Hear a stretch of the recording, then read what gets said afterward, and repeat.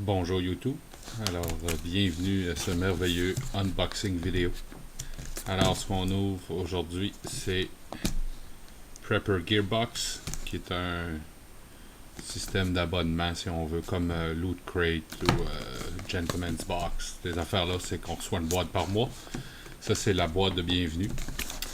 C'est pas un secret, il l'a envoyé à tout le monde, celle-là. Ça fait que on sait pas mal déjà tout ce qu'il y a dedans. Je vais vous montrer quand même c'est quoi le principe. Prepper Gearbox, c'est des objets de, si on veut, de survie ou de se préparer à plein de choses. Un petit principe qui est intéressant avec eux, c'est que en plus d'envoyer de l'équipement puis des items, ils envoient aussi des cartes informatives. Comme dans ce mois-ci, c'est comme comment faire un four solaire pour recueillir de l'eau. Un solar still. Pas un four solaire, mais en français, c'est un. Pour comment recueillir l'eau sans, si jamais on est pris. Puis, il montre aussi les points de pression. Vous allez comprendre pourquoi plus tard avec ce qu'il y a dans la boîte. Fait qu'il y a toujours les informations. Vu que c'est la boîte de bienvenue, il donne un beau petit carabiner. En français, le nom m'échappe. Puis on peut mettre cela des autres mois dedans. Ensuite, on a un mot de bienvenue. Fait que ça dit qu'est-ce qu'il y a habituellement dans la Gearbox tous les mois. Il dit c'est environ 1 à 3 items de qualité choisis. Habituellement il y a une carte d'information, le moins de packaging possible pour sauver l'environnement.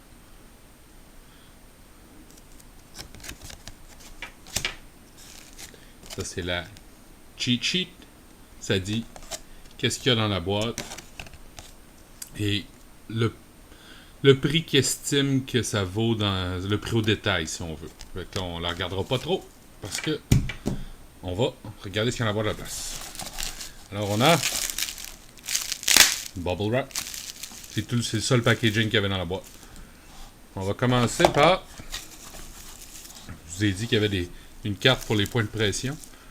Alors, une des premières choses qu'on a, c'est un merveilleux Tactical Pen / Glassbreaker. Ceux qui font des arts martiaux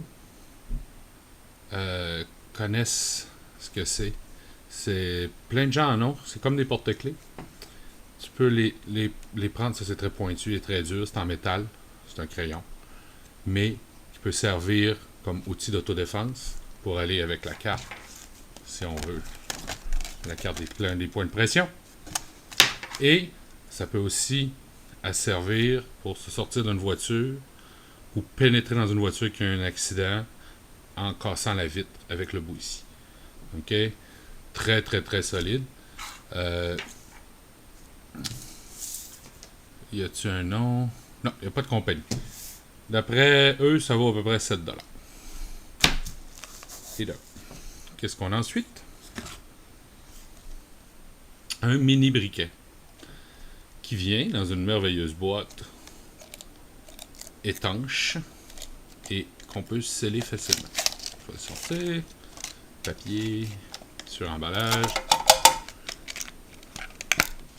Plastique. C'est vraiment tout petit. On dévisse. Et qu'est-ce qu'on a? Un petit briquet. On peut enlever ceci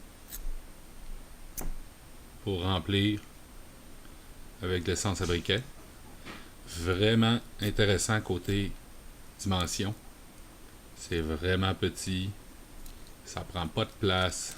Ça peut aller sur un porte-clés et on a toujours une possibilité de faire du feu. La boîte elle-même est très intéressante.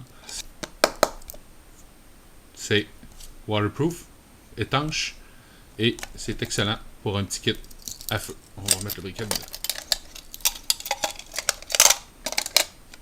Et le 2. C'est ça. La dernière chose pour la boîte de bienvenue. Le bon vieux Mora, qui est un Mora Knives, qui est une compagnie suédoise qui fait des couteaux depuis une éternité. Ce modèle-là, c'est le modèle pas si vous pouvez lire, le modèle Compagnon. C'est leur plus bas de gamme. Lui, tout le monde connaît.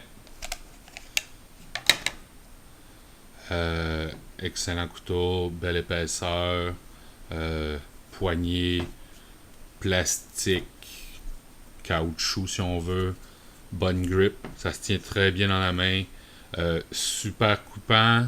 Celui-là, il y a une lame stainless.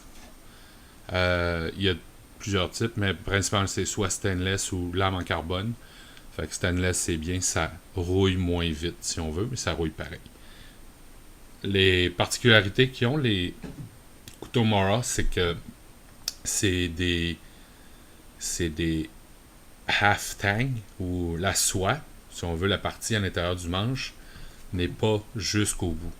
Se rend à peu près, si on veut, jusqu'ici.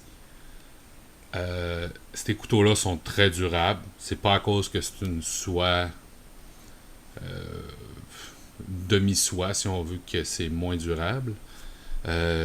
Si jamais vous avez la chance de chercher sur Internet sur les couteaux Mora, il y a des gens qui ont fait des tests de destruction, puis ça peut résister énormément. Et ça vient avec un fourreau en plastique, un thermoplastique facile, c'est solide, vous pouvez le brasser.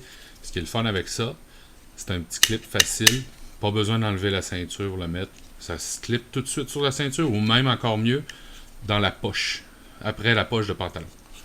Excellent couteau pour commencer un kit, ou excellent couteau tout court pour travailler à l'extérieur chez vous. Tourner le gazon, faire n'importe quel travail. Une fois que vous allez commencer à transporter un couteau, vous allez vous rendre compte que c'est toujours utile. Fait que ça, c'était la boîte de bienvenue. Personnellement, j'ai pris un abonnement de 3 mois, c'est-à-dire 3 boîtes, soit la boîte de bienvenue et 2 autres boîtes. Pour nous, les Canadiens, Québécois, franco-canadiens, nord-américains de souche, c'est 23$ US de la boîte. Par contre, là où on se fait fourrer, c'est dans le shipping. Ça me coûte 17$ par boîte de shipping. Je pense pas que je vais renouveler à la fin des 3 mois. Mais je vais vous montrer quand même ce qu'il y a dans toutes les boîtes. Ça fait que si vous avez aimé ça, merci beaucoup. Vous pouvez toujours aller visiter Prepper Gearbox. Je vais mettre un lien dans la description où vous allez pouvoir aller vous abonner. Alors, merci. Fait que laissez un j'aime et inscrivez-vous si vous aimez ça.